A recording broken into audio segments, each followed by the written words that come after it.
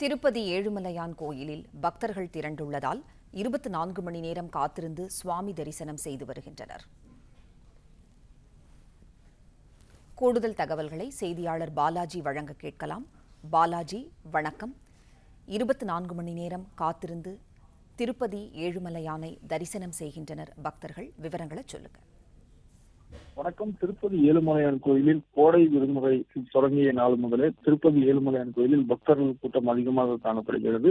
தற்போது நேரப்படி Q complex அனைத்து 31 கம்பார்ட்மெண்ட்டுகளும் நிரம்பி கிட்டத்தட்ட 3 கிலோமீட்டர் வரை இந்த இலவச தரிசனத்துக்காக 3 கிலோமீட்டர் வரை காத்திருக்கும் நிலை ஏற்பட்டுள்ளது. நேற்று ஒரே நாளில் 88,257 பேர் சாமி தரிசனம் செய்ததாகவும், அதே போல் உண்டியல் காணிக்கையாக 3,68,00,000 ரூபாய் கிடைத்துள்ளதாகவும் தேவஸ்தானம் தரப்பில் தெரிவிக்கப்பட்டுள்ளது.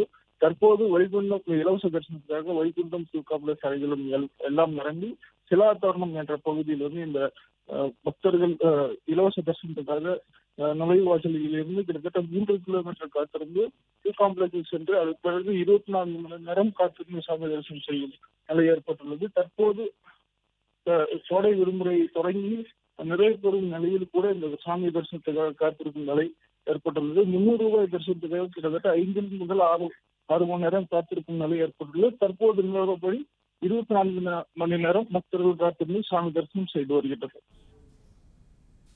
நன்றி பாலாஜி, தகவல்களுக்கு நன்றி. பிளே ஸ்டோர் மற்றும் ஆப் ஸ்டோரில் இருந்து பாலிமர் செயலியை QR கோடு மூலம் பதிவிறக்கம் செய்யுங்கள். செய்திகளை உடனுக்குடன் பெறுங்கள்.